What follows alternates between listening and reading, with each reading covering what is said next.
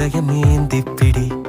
ஹே, அதில் கனவை அள்ளிக்குடி. ஹே, குறுஞ்சிறகு கோடி விரி. வா, என் இதழிலேறிச்சிரி. கேட்டார்